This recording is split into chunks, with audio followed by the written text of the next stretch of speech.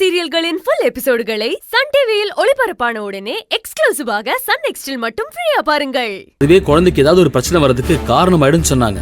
ஐயோ, என்னப்பா சொல்ற? ஆமாம்மா, அப்படிதான் சொன்னாங்க. அதுவும் டாக்டர் சொல்லும்போது ஸ்கேன் எடுத்து பார்த்தா போதும்னு சொல்லிட்டாங்க. சரிப்பா அர்ஜுன், அப்ப அந்த மாதிரி எதுவும் நாம பண்ண வேண்டாம், டாக்டரே சொல்லிட்டாங்கல்ல. ஆமாம்மா. அக்கா, ரிப்போர்ட் நல்லா பார்த்துட்டீங்களா? கொடுங்க. அம்மா, மலர் வேற ரொம்ப டயர்டா இருக்கா, நான் அவளை ரூமுக்கு கூட்டு போறேன், ரெஸ்ட் எடுக்கட்டும். சரிப்பா.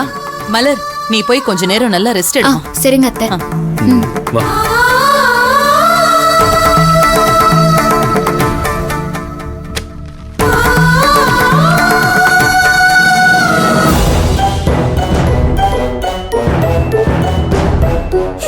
அர்ஜுன், ஒரு நிமிஷம் இருப்பா. மாமா, சொல்லுங்க மாமா. அர்ஜுன், அவனை கேட்டா தப்பா எடுத்துக்க மாட்டேன்ல? என்ன மாமா இப்படி கேக்குறீங்க? என்னன்னு சொல்லுங்க. இல்ல, நீங்க ரெண்டு பேரும் ஏதாவது பிரச்சனையில இருக்கீங்களா?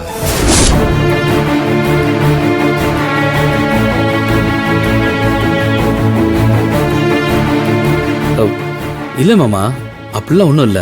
இல்ல மாப்ள, திடீர்னு ஆஸ்பத்திரியில இருந்து போன் பண்ணி நான் மாடியில இருந்து தவறி விழுந்து அடிபட்டுருச்சுன்னு சொல்ல சொன்னீங்க. அதான் எனக்கு என்னன்னு ஒண்ணுமே புரியல. ஆனா ஹாஸ்பிட்டல் போன இடத்துல நீங்க ஏதோ பிரச்சனையில இருந்திருக்கீங்க மட்டும் என்னால புரிஞ்சுக்க முடியுது. தங்கச்சிமாக்கு எதுவும் பிரச்சனை இல்லைல்ல? தங்கச்சிமா நீ நல்லா தானே இருக்க? அர்ஜுன், என் பொண்டாட்டி மாதிரி நானும் உங்களை சந்தேகப்பட்டு கேட்கிறேன்னு மட்டும் நினைச்சிடாதீங்க. ஹாஸ்பிட்டல்ல இருந்து நீ போகணும்னு சொன்னதும் துர்கா கிட்ட நீ ரொம்ப டென்ஷனா சண்டை போட்ட. அப்போ நான் அதை எதுவும் பெருசா எடுத்துக்கல. இருந்தாலும் அதுக்கப்புறம் நீ ஹாஸ்பிட்டல் போயிட்டு எனக்கு ஃபோன் பண்ணி அத்தையும் துர்காவையும் திரும்ப வீட்டுக்கு வர வைக்கணும்னு சொன்ன. இதெல்லாம் எதுக்குன்னு தான் புரியல. இல்ல, தயவு செஞ்சு நான் உங்களை சந்தேகப்பட்டு கேட்கறேன்னு மட்டும் தப்பா நினைச்சிடாதீங்க. நீங்க ஏதாவது பிரச்சனையில இருப்பீங்களோன்னு ஒரு அக்கறையில தான் நான் கேட்கறேன். எதுவா இருந்தாலும் என்கிட்ட சொல்லுங்க. மாமா, ப்ளீஸ் தப்பா எடுத்துக்காதீங்க. இப்போதைக்கு இந்த விஷயத்தை பத்தி பேச வேண்டாம். நேரம் வரும்போது நானே உங்ககிட்ட சொல்றேன். சரி, உங்ககிட்ட மறைக்கிற மட்டும் நினைக்காதீங்க. சொல்ல முடியாத ஒரு சூழல்ல இருக்கோம்.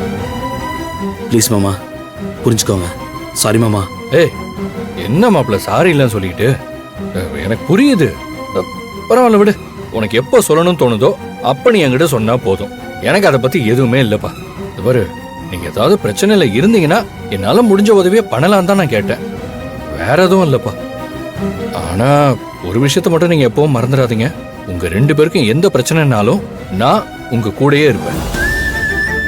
எப்ப என்ன தேவைன்னாலும் தைரியமா நீங்க என்கிட்ட கேட்கலாம். அண்ணே, உங்களுக்கே நல்லா தெரியும் நான் இந்த வீட்ல யாருக்கிட்ட என்ன பிரச்சனைய சொல்றேனோ இல்லையோ, உங்ககிட்ட நான் சொல்லாம இருந்ததில்ல. ஏன்னா உங்களை என் கூட பிறந்த அண்ணனா தான் நான் பாக்குறேன். அப்படி இருக்கும்போது இந்த விஷயத்த உங்ககிட்ட மறைக்கிறேன்னு எனக்கே குற்ற உணர்ச்சியா தான் இருக்கு. இருந்தாலும் எங்க சூழ்நிலையை நீங்க புரிஞ்சுப்பீங்கன்னு நான் நம்புறேன். தங்கச்சிமா, நீ இவ்வளவு தூரம் விளக்கம் கொடுக்கணுங்கிற அவசியமே இல்லம்மா. எனக்கு புரியுது. என்ன பொறுத்த வரைக்கும் நீயும் அர்ஜுனும் நல்லா இருந்தா அதுவே எனக்கு ரொம்ப சந்தோஷமா. மற்றபடி எனக்கு எதுவும் தெரியணுன்ற அவசியமே இல்லம்மா. பாருங்க, நீங்க நினைக்கிற மாதிரி ஒரு கூட பிறந்த அண்ணனா என்னோட சப்போர்ட் உங்க ரெண்டு பேருக்கும் எப்பவுமே இருக்கும். ரொம்ப தேங்க்ஸ். என்னப்பா இதுக்கெல்லாம் போய் தேங்க்ஸ் சொல்லிட்டு? நீ எதை பத்தியும் கவலைப்படாம போய் ரெஸ்ட் எடு, அப்புறம் பேசிக்கலாம். எல்லாம் போ போ. சரி, வா.